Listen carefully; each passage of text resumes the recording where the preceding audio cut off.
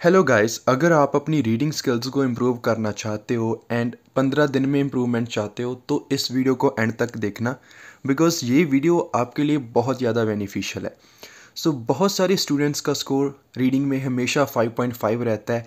या तो उनके 20 क्वेश्चन सही होते हैं, या तो 22 क्वेश्चन सही होते हैं एंड स्टूडेंट्स को सिर्फ एक या दो क्वेश्चंस और सही चाहिए एंड अगर वो सही कर देते हैं तो उनके 6 बैंड ईजिली आ सकते हैं। अगर आपका टारगेट 6 बैंड है तो वो बहुत कम है, बट आप सिर्फ रिक्वायरमेंट्स को कंप्लीट करना चाहते हो तो सिर्फ आपको एक या दो क्वेश्चन सही करने की ज़रूरत है।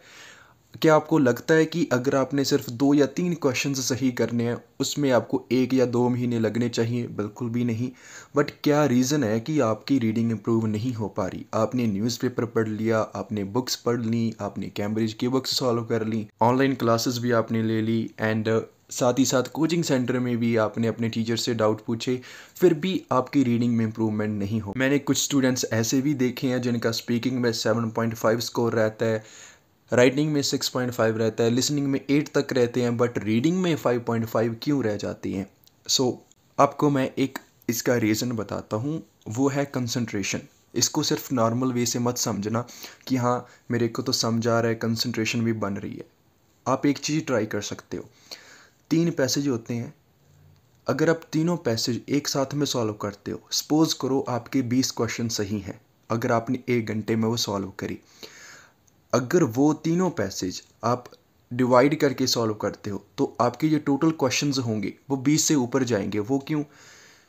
बिकॉज एक पैसेज सॉल्व सपोज करो आप मॉर्निंग में कर रहे हो, एक आफ्टरनून एंड एक इवनिंग। जब आप अलग अलग करोगे तो आपका जो फोकस है, आपकी जो अंडरस्टैंडिंग है वो ज़्यादा सही रहेगी जब आप एक एक पैसेज सॉल्व करोगे एंड आपका फोकस भी बन पाएगा एंड आपको टाइम मैनेजमेंट की भी प्रॉब्लम नहीं आएगी। बट ये इफेक्टिव मेथड नहीं है। आप खुद भी ट्राई कर सकते हो। अगर आप एक पैसेज मॉर्निंग, एक आफ्टरनून एंड एक इवनिंग में करते हो तो आपके ये टोटल मार्क्स हैं वो ज़्यादा आएंगे अगर आप 1 घंटे में सॉल्व करोगे उससे। तो इसका रीज़न क्या है? इसका रीज़न ये है कि आप में इतनी कैपेसिटी नहीं है कि आप जो 3 पैसेज हैं उनके डिफरेंट डिफरेंट लेवल्स है कि आप उनको 1 घंटे में सही कर सको। आप उसको सही कर सको बट आपको टाइम 1 घंटे से ज़्यादा चाहिए। बेसिकली रीडिंग आसान तो होती है, बट जब वो टाइम कम देते हैं, हमें सिर्फ 1 घंटा देते हैं, वही रीज़न होता है कि आपका स्कोर नहीं आता। आपकी रीडिंग स्किल्स अच्छी हैं, आपको अंडरस्टैंड हो रहा है, बट सही क्यों नहीं हो रहा? कि जब आप थर्ड पैसेज तक पहुंचते हो आपकी उतनी कंसंट्रेशन नहीं रहती, आपकी उतनी अंडरस्टैंडिंग नहीं रहती एंड आपके जो मार्क्स हैं वो ज़्यादा नहीं आ पाते। अभी क्वेश्चन आता है कि 1 घंटे में हम अपनी रीडिंग स्पीड कैसे बना सकें कि हमारा स्कोर सही जाए।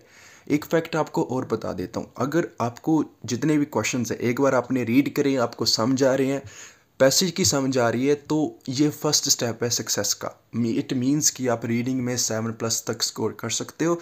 बट एक स्टेप आपको और फॉलो करना पड़ेगा, वो है कि टाइम को कैसे मैनेज करना है। आपकी रीडिंग स्पीड नहीं है, आपने रीडिंग स्पीड एंड अपनी कंसंट्रेशन के ऊपर ध्यान देना है कि आप 1 घंटे में 40 क्वेश्चन सही नहीं कर सकते, आप ज़्यादा टाइम लोगे। तो आपको टाइम कैसे मैनेज करना होगा कि आपने अगर बुक्स रीड करनी है तो अपना टाइम के हिसाब से मत पढ़ना कि नहीं मैंने आधा घंटा पढ़नी है। ट्राई करो कि 2 या 3 घंटे लगातार कि आप पढ़ सकते। क्या आपकी इतनी कंसंट्रेशन है कि अगर आपने कोई बुक पढ़ना स्टार्ट करा, आपका इतना इंटरेस्ट बन रहा हो कि आपको टाइम भी देखने की ज़रूरत ना पड़े? न्यूज़पेपर भी पढ़ सकते हो, बुक्स भी पढ़ सकते हो, मैगज़ीन भी पढ़ सकते हो। बस मेन आपने क्या ध्यान रखना है कि जो आपकी रीडिंग स्पीड है वो फास्ट होनी चाहिए। वो कैसे काम आएगी इसको डिटेल में समझो। आपने लिस्ट ऑफ हेडिंग्स सॉल्व करी हैं, उसमें आपकी रीडिंग स्पीड काम आएगी कि आप फटाफट एक पैराग्राफ पढ़ो, आपको एक बार में वो समझ आ जाए एंड फटाफट आप अपना क्वेश्चन भी सही कर पाओ। बट 3 घंटे में मतलब हम इतना रीड नहीं कर सकते एंड हमें जो स्कोर है वो हमेशा 5.5 मिलता है। एक आपको और फैक्ट बताता हूँ, जब आप स्कूल में स्टडी करते थे आपने कभी भी अलग से एफर्ट्स नहीं करे थे कि मैंने बुक बाय करनी है, कोई उसको रीड करना है, या मैंने न्यूज़पेपर रीड करना है। अगर कोई इंग्लिश का आपका सब्जेक्ट भी होता था, जो बुक की बैक एक्सरसाइज होती थी ना क्वेश्चंस की, आप सिर्फ उन्हीं को प्रायोरिटी देते थे, आप कभी भी चैप्टर को डिटेल में नहीं पढ़ते थे। एंड जब आप इंटरनेशनल एग्ज़ाम की रीडिंग सॉल्व करते हो, आप कैसे एक्सपेक्ट कर सकते हो कि आप बहुत जल्दी इंप्रूवमेंट कर पाओ? बट अभी आपको सब कुछ आता है, आपको कीवर्ड्स देखने आते हैं, आपको लोकेशन फाइंड आउट करनी आती है, आपको मेथड्स भी पता है। बस सिर्फ एक चीज़ आप नहीं इम्प्रूव कर रहे वो है अपनी अंडरस्टैंडिंग एंड अपनी स्पीड। आपने अपनी स्पीड को 1 घंटे में मैनेज अगर करना है तो आपको 2-2 3-3 घंटे रीडिंग अगर आप कर सकते हो 15 दिन के लिए, तो रीडिंग आपकी आसानी से इम्प्रूव हो जाएगी। खुद आप इम्प्रूव कर पाओगे सेल्फ स्टडी से। आपको कोचिंग सेंटर भी जाने की ज़रूरत नहीं है अगर आप इस चीज़ को फॉलो करना चाहते हो। एंड कोई भी अलग टिप्स एंड ट्रिक्स नहीं होती कि हाँ भाई किसी ने ये टिप बता दी तो मेरी रीडिंग इम्प्रूव हो जाएगी। नहीं, आपको सिर्फ मेथड्स फॉलो करने हैं जो मैं आपको बता रहा हूँ। एंड मैंने बहुत स्टूडेंट्स को ये मेथड बताया है एंड उनकी रीडिंग इम्प्रूव भी हुई है। आप इमेजिन नहीं कर सकते कि आप 5.5 से 8 बैंड तक भी स्कोर कर सकते हो अगर आप इन चीज़ों को फॉलो करें। इससे ज़्यादा और क्या कर सकते हो, जो आपकी मिस्टेक्स हैं उनको फिगर आउट करो ताकि आपको आइडिया हो सके आप कहाँ पे गलती कर रहे हो।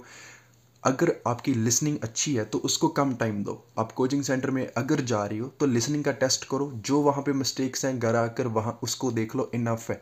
स्पीकिंग के आइडियाज़ प्रिपेयर करो, फ्लुएंसी को थोड़ा ध्यान में रखो। बस रीडिंग को आपने ज़्यादा टाइम देना है, ऐसा भी नहीं है कि सिर्फ रीडिंग की ही प्रैक्टिस करनी है। एंड एक और चीज़ मैं आपको बताता हूँ, जब आप 60 मिनट्स में 3 पैसे सॉल्व करते हो, 3-4 क्वेश्चन तो आपको अगर फर्स्ट अटैम्प्ट में नहीं मिलते कि आपने एक बार ट्राई करा आपको नहीं मिले, तो उसमें आप तुक्का लगाने की कोशिश करते हो या फिर आप इतना बोर हो जाते हो कि आपका मन ही नहीं करता उस चीज़ को देखने का।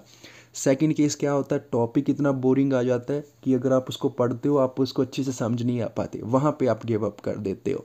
थर्ड केस क्या आ जाता है, अगर आप एमसीक्यू आ जाए चाहे वो आसान भी हो बट आपको वो नहीं आते सॉल्व करने, तो भी आपका स्कोर कम होगा। फोर्थ केस, अगर आप रूमर्स वगैरह में बिलीव करते हो कि हाँ इस दिन रीडिंग डिफ़िकल्ट या इजी आती है, वो भी एक रीज़न है कि आप रीडिंग नहीं इम्प्रूव कर पाते। सो आपके सामने मैंने एक रियलिटी जो एक फैक्ट है वो आपको क्लियर कर दिया कि रीडिंग आपकी क्यों नहीं इम्प्रूव होती या फिर क्यों आपका स्कोर नहीं आता। बाकी सब चीज़ें आपको पता है। अगर आपने डिटेल में सीखना है तो आप रीडिंग का स्पेशल कोर्स फॉलो कर सकते हो, वो आपको प्लेलिस्ट में मिल जाएगा एंड उसका लिंक मैं डिस्क्रिप्शन में भी ऐड कर दूंगा एंड कमेंट बॉक्स में भी। And guys one more thing, मैं एक सेकंड चैनल के ऊपर भी वर्क कर रहा हूँ। इस चैनल के ऊपर आपको कनाडा स्टूडेंट लाइफ के बारे में जानने को मिलेगा। मैंने अपनी स्टडी कंप्लीट कर ली है 2 इयर्स की, अभी मैं वर्क परमिट पे हूँ। सो अब मैं अपना एक्सपीरियंस यहाँ पे शेयर करता हूँ। अगर आप कनाडा आने का सोच रहे हैं तो ये चैनल आपके लिए काफ़ी बेनिफिशियल रहेगा बिकॉज बहुत सारी चीज़ें आपको सीखने को मिलेंगी। ये वीडियो अच्छी लगी तो लाइक करना एंड चैनल को सब्सक्राइब करना मत भूलना। Thanks for watching this video, have a wonderful day.